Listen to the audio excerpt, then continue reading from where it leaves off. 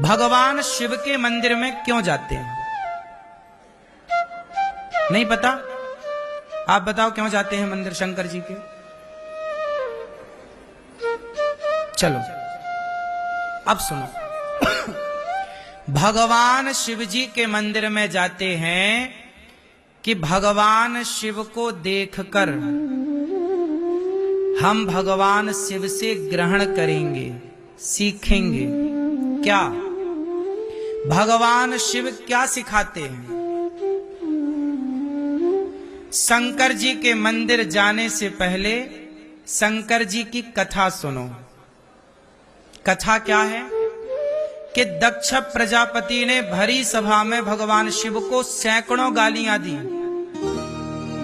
अपमानित किया, जलील किया, श्राप दिया, पर भगवान शिव ने एक बार भी उत्तर नहीं दिया। सारी गालियां सह गए। समुद्र मंथन में निकला जहर, शंकर जी पी गए। शंकर जी के मंदिर तो जाते हो सब लोग, पर सीखते नहीं हो। शंकर जी से सीखो कि कोई कितना भी अपमान करे, वो परिवार का है, माँ है, बाप है, भाई है, बहन है, पति है, पत्नी है, मित्र है, दोस्त है, अपना सनातनी है। कोई कितना भी आपको जलील करे, अपमानित करे, शंकर जी से सीख लो कि आप उत्तर नहीं देंगे। आतंकवादी है कोई तो उत्तर दो, मारो उसे। तुम्हारी बहन बेटी को गलत देखे तो राम की तरह मार दो, रावण को, बाली को मार दो। मारने का भी विधान है। लेकिन भगवान शिव सिखा रहे हैं कि सहनशील बनो, सह जाओ। जहर पिया, आप कितना जहर पीते हो अपमान का? अपमान ही जहर है, सम्मान ही अमृत है। सम्मान तो सब चाहते हैं, सम्मान का अमृत सब पीना चाहते हैं। सम्मान का अमृत निकला समुद्र मंथन से तो देवता पी गए, और जहर निकला तो शंकर जी को लाकर दे दिया, और जहर निकला तो शंकर जी को दिया। अमृत निकला तो देवताओं ने एक बार नहीं पूछा कि शंकर जी जहर पिया है, थोड़ा अमृत पियोगे क्या? एक घूंट नहीं दिया शंकर जी को अमृत, देवता पूरा पी गए, और जो बचा उसे स्वर्ग में रख लिया। देवताओं ने पिया अमृत तो देवता कहलाए देव, और शंकर जी ने पिया विष तो कहलाए देवाधिदेव महादेव। शंकर जी की कथा है कि अमृत पीने वाला बड़ा नहीं बना, अमृत पीने वाला बड़ा, विष पीने वाला बड़ा बना। तो शंकर जी के मंदिर जाओ तो शंकर जी से सीखो कि जैसे अपमान प्रभु आप सहते हैं, हमें भी समाज के अपमान को सहने की ताकत दो। यदि हम अपमान ना सहेंगे तो भक्ति ना कर पाएंगे। अरे यदि हम आपसे उलझ गए तो भजन कब होगा? इसलिए कभी ना उलझें किसी की बातों पर, सदा भगवान की ओर बढ़ते चलें। यही सीखना है शिव से। तो मंदिर जाओ शंकर जी के तो शिव की तरह धैर्य सीखो। क्या सीखो? धैर्य। शंकर जी का मंदिर, शंकर जी के मंदिर में दूसरी चीज सीखने लायक क्या है? आज भी उज्जैन में भगवान महाकाल को भस्म आरती होती है। कौन सी आरती होती है? चिता की। मैं सवाल पूछूं आपसे फिर कि शंकर जी को चिता की भस्म क्यों चढ़ाई जाती है? चिता मुर्दे की, चिता की भस्म क्यों चढ़ाई जाती है? बोलो, नहीं पता? बस मंदिर जाएंगे, पानी चढ़ाएंगे, इतने में हमारा काम हो जाना चाहिए। शंकर जी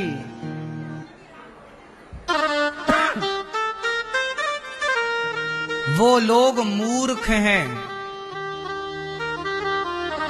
जो सीखते नहीं। शंकर जी भस्म क्यों रमाते हैं? पूरे शरीर में भस्म रमी है। क्यों?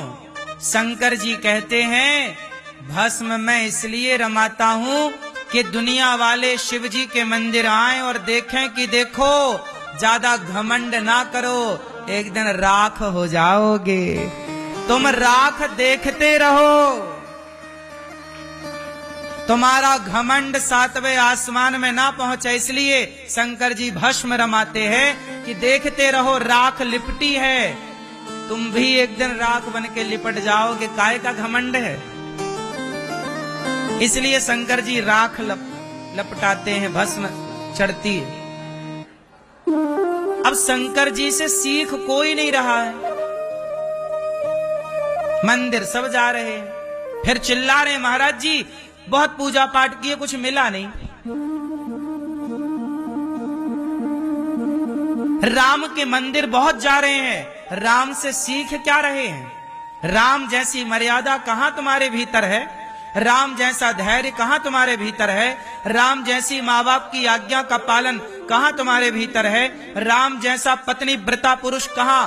राम जैसी पत्नी व्रता, राम पत्नी व्रता है, पत्नी सीता के सिवा पराई नारी को राम ने कभी देखा हो तो बताओ? राम पत्नी व्रता पुरुष है, कहां है आजकल का पुरुष पत्नी व्रता? मंदिर तो सब जा रहे हैं राम के, सीख कौन रहा है? राम के रास्ते पर चल कौन रहा? तो जाने से क्या होगा? जाओ, तुम्हारे जाने से क्या होगा? रावण तो राम के आगे खड़ा था। राम के मंदिर जाने से अच्छा है राम के चरित्र को जीवन में उतारा जाए। शिव के मंदिर जाओ पर शिव के चरित्र को जीवन में जितना उतार, हम देखो हम शंकर तो नहीं हो पाएंगे, आप लोग राम तो नहीं बन पाओगे, लेकिन हम राम के पथ पर थोड़ा तो चल पाएंगे। क्यों जी? 100% नहीं चल पाएंगे पर चल तो पाएंगे, जितना चल पाओ उतना तो चलो साहब। चल नहीं रहे हो एक रत्ती और लोग जय श्री राम जय श्री राम जय श्री राम, वो गुटखा खा रहे हैं और जय श्री राम बोल के पीछे सिगरेट पी रहे हैं और जय श्री राम बोल के पीछे शराब पी रहे हैं। और दुर्गा जी रखी नवरात्रि में दिन भर जय माता दी जय माता दी जय माता दी और पंडाल के पीछे ताश खेल रहे हैं। दुर्गा जी के मंदिर में, दुर्गा जी के पंडाल में ताश। क्या होगा तुम्हारा? ये सनातन धर्म नहीं है, इससे भला ना होगा सनातन संस्कृति का। तुमने तो अर्थ का अनर्थ ही कर दिया। क्यों?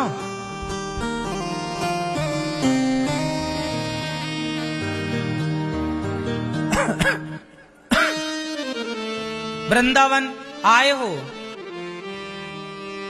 काहे के लिए आए हो? क्या पाने आए हो? क्या है यहाँ वृंदावन में? यहाँ वृंदावन में प्रेम है, राधा की तरह त्याग है, राधा की तरह इंतजार है, राधा की तरह धैर्य है। 100 वर्षों का वियोग है कृष्ण से, रोती रही। एक महिला ने मेरे से प्रश्नोत्तरी में पूछा, आपने भी शायद वो क्लिप सुनी हो, नहीं सुनी हो तो मैं सुनाई देता हूं। एक महिला ने मेरे से कहा कि गुरुजी मेरे पति जेल चले गए, तो 4 साल जेल में रहे तो मैंने एक पराये आदमी से संबंध बना लिया। क्यों बना लिया? अरे महाराज जी हमारी मजबूरी थी। क्या मजबूरी थी? बोले पति नहीं था। सोचो, संसार के स्त्री और पुरुष, मैं सबको नहीं कह रहा हूं, आप तो गंगा की तरह पवित्र हैं सब लोग, आपके विचार पवित्र होंगे, लेकिन आप अपने मन से एक बार पूछो तो सही कि तुम स्त्री के बिना, तुम पुरुष के बिना कितने वर्ष रह सकते हो?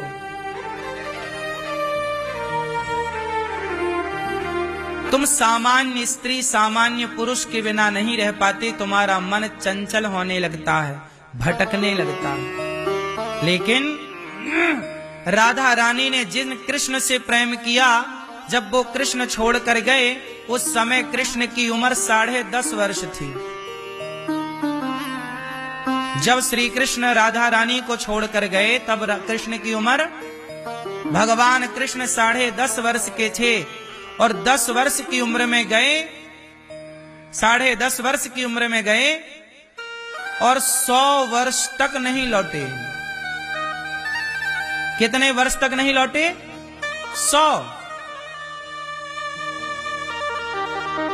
100 वर्षों तक राधा रानी उन कृष्ण के लिए रोती रही। कोई और होता तो कहीं और भी तो मन लग सकता था, बोलो। लेकिन ये वृंदावन यही तो सिखा रहा है। वृंदावन आए हो तो क्या सीखने? कृष्ण का मंदिर क्या सिखाता है? राधा रानी को देखा करो कृष्ण के बगल में खड़े हुए, तो राधा रानी को देखकर एक बार प्रेम राधा रानी से लिया करो कि माँ, जैसे आपका मन कृष्ण के सिवा कहीं स्वप्न में भी कहीं और ना गया, ऐसा हे माता मेरा भी मन आपके चरणों के सिवा, श्याम सुंदर के चरणों के सिवा कभी कहीं ना जाए। इंतजार कितना भी लंबा हो, पर मन कहीं आपके चरणों के सिवा भागे ना। ये कृष्ण का मंदिर मैसेज दे रहा है, पर मैसेज ले कौन रहा है? आजकल के छोरा छोरी तो क्या कहते हैं, तुम मेरी राधा बन जाओ, मैं तुम्हारा कृष्ण बन जा रहा हूं। आजकल के लड़का लड़की तो भोग विलास के लिए राधा और कृष्ण के नाम का प्रयोग कर रहे हैं। अर्थ का अनर्थ यही तो है। राधा कौन है, कृष्ण कौन है, समझ ही नहीं पाए, और तुम अपनी भोग विलास की कामना पूर्ति करने के लिए राधा कृष्ण का नाम ले लेके आज कितने लड़के लड़कियां, है ना? ये वैलेंटाइन डे गया, वैलेंटाइन डे के नाम पर देखो तुम मेरी राधा बन जाओ, मैं तुम्हारा कृष्ण, यही चल रहा है। हिंदू भटक गया अपने रास्ते से। मंदिरों का मतलब जल चढ़ाने तक ही सीमित रह गया है। मंदिरों का मतलब फूल चढ़ाने तक सीमित रह गया, मिठाई नारियल चढ़ाने तक सीमित रह गया। हमने सबक ना ली। जबकि एक बात बताएं, मंदिर एक यूनिवर्सिटी है। मंदिर क्या है? मंदिर एक विद्यालय है। मंदिर क्या है? एक विद्या का मंदिर है। वो विद्या भगवान श्री राम ने अपने जीवन में जो जो किया, वो अब हमारे लिए मंदिर बन गया राम का। मतलब अब राम के आदर्शों पर चलना है। मंदिर कृष्ण का मतलब श्री कृष्ण के आदर्शों पर चलना है। मंदिर शिव का मतलब शिव के आदर्शों पर चलना है। शंकर जी, एक बात बताओ, एक आदमी है जो शंकर जी पे पानी चढ़ा रहा है और एक आदमी है जो शिव के आदर्शों पर चल रहा है। बताओ शिव किस पर प्रसन्न होंगे?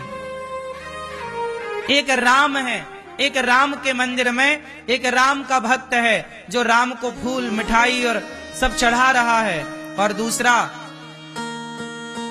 राम के आदर्शों पर चल रहा है। कौन किस पर प्रसन्न होंगे भगवान बताओ जरा? इसलिए मंदिर का मतलब जाना, आशीर्वाद लेना, सिर झुकाना, फॉर्मेलिटी पूरी करना, औपचारिकताएं पूरी करना नहीं है। मंदिर का मतलब है संपूर्ण ज्ञान वहां पर है संसार का। कृष्ण मतलब गीता। कृष्ण मतलब जहां कृष्ण है वही कृष्ण की गीता है। तो वो गीता में ज्ञान किसका है? कृष्ण का। तो कृष्ण के मंदिर जा रहे हो मतलब गीता के अकॉर्डिंग चलना है। किस पर चलना है? गीता। अब गीता कोई पढ़ ही नहीं रहा है, सब पोयम पढ़ रहे हैं, जॉनी जॉनी यस पापा याद कर रहे हैं।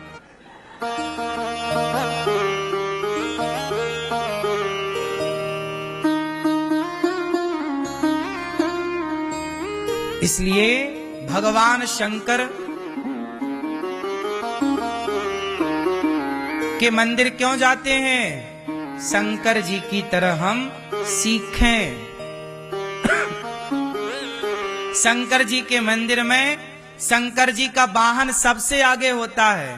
शंकर जी के मंदिर में घुसने से पहले किसका दर्शन होता है? किसका? किसका? आप बताओ भैया, ये मंदिर में नंदी क्या कर रहा है? शंकर जी के मंदिर में कौन है ये नंदी? बताओ जरा, सिर्फ आप हैं?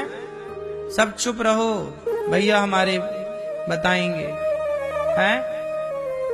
हाँ, नंदी कौन है? सवारी किसकी? शंकर जी की। और कुछ है? ये नंदी काहे खड़ा है द्वार पे? हैं? पहरेदार। जय हो।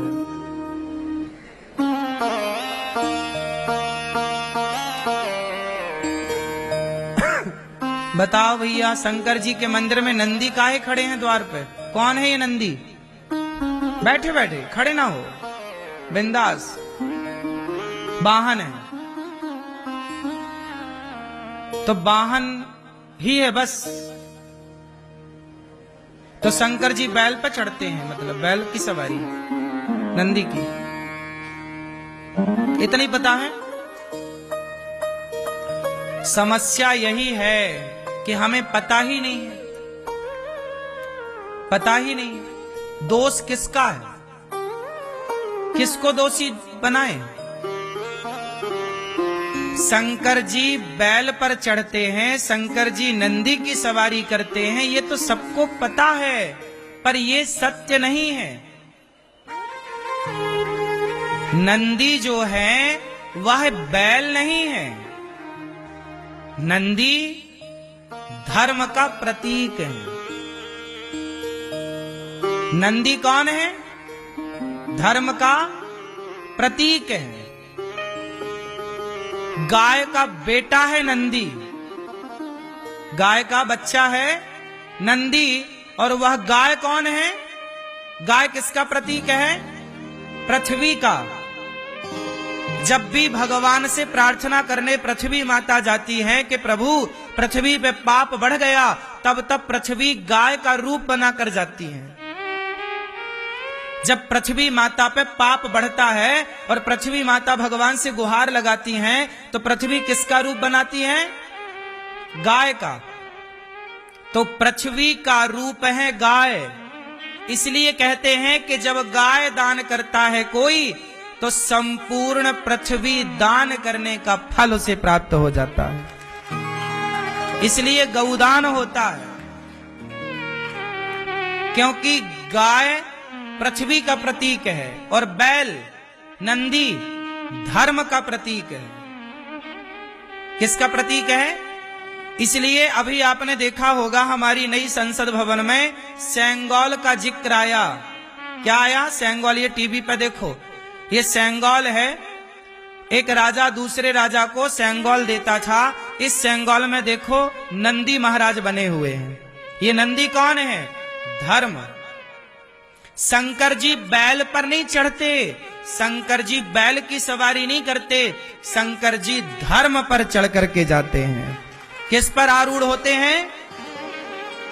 किस पर? हाँ, धर्म के 4 पांव होते हैं। नंदी के कितने पांव हैं? 4। धर्म के भी 4 चरण होते हैं। कौन कौन से? सत्य, दया, दान, तप। ये धर्म के 4 चरण हैं। सत्य धर्म है, दया धर्म है, दान धर्म है और तप धर्म है। दया धर्म का मूल है। तो शंकर जी धर्म पर चढ़ते हैं। इसलिए शंकर जी के मंदिर में द्वार में कौन है? नंदी। मतलब शिव के मंदिर जाने से पहले, शिव का दर्शन होने से पहले आपको नंदी का दर्शन होगा। मानो मैसेज है कि शंकर जी तक पहुंचने के लिए पहले धर्म का साथ लो, धर्म को देखो, धर्म का रास्ता अपनाओ, और धर्म के रास्ते पर चलोगे तो शिव मिलेंगे। इसलिए पहले नंदी का दर्शन होता है, फिर शिव का दर्शन होता है। पहले धर्म पर चलो, पहले धर्म का दर्शन करो, फिर शिव का दर्शन करने के अधिकारी आप होंगे। अब धर्म का आचरण तो है नहीं, तो शिव के दर्शन का लाभ क्या? समझते नहीं कोई। तो शंकर जी धर्म पर सवार होते हैं। नंदी कौन है? धर्म। इसलिए शंकर जी के मंदिर में जो नंदी है, वो नंदी के कितने पांव बाहर दिखते हैं? ध्यान से देखा आपने? कितने पांव दिखते हैं नंदी के? जो नंदी शंकर जी के मंदिर में, कितने पांव बाहर हैं? सिर्फ एक। शंकर जी के मंदिर में जो नंदी है, ध्यान से देखना, उनका एक पांव बाहर की ओर होता है, ऐसे आगे, और 3 पांव अंदर की ओर मुड़े होते हैं। क्यों? एक पांव बाहर क्यों है? 2 क्यों नहीं है? एक ही क्यों है? कारण है क्योंकि कलयुग में धर्म के 3 पांव टूट चुके हैं। कलयुग में धर्म के 3 पांव टूट चुके हैं। एक पांव के बल पर खड़ा है नंदी, मतलब धर्म एक पांव के बल पर खड़ा है। कलयुग में क्या टूट गया? सत्य टूट गया। इस कलयुग में अब सत्य कोई नहीं बोलता। कोई नहीं बोलता का मतलब है कोई विरला, करोड़ों में कोई एक, कहां ढूंढे उसे? सत्य बोलने वाला कोई नहीं। सत्य टूट गया। दया, इस कलयुग में अब दया कहां है? माँ बाप भी इतने निर्दयी हो गए हैं कि बच्चे को पेट में ही मरवा देते हैं। आदमी मछली खा रहा है मार के, दया होती तो काहे खाता? कुत्ता खा जाता है मार के, बकरा खा जाता है मार के, गैया खा जाता है मार के, सांप बिच्छू खा रहे मार के, सब तो खा रहा। आदमी को खा रहा है मार के। दया टूट गई, इसलिए नंदी के 2 पांव टूट गए। तीसरा और तपस्या इस कलयुग में कौन कर रहा है? तपस्या हो ही नहीं पा रही है। जरा सा कष्ट नहीं उठा सकता आज का आदमी। आदी हो गया है एसी का, आदी हो गया है सुख सुविधाओं का। कलयुग में 3 पांव टूट गए, केवल एक पांव बचा है, दान। थोड़ा थोड़ा दान करते हो आप तो संसार में थोड़ा धर्म कर्म दिखाई पड़ रहा। दान के बल पर सब टिका हुआ,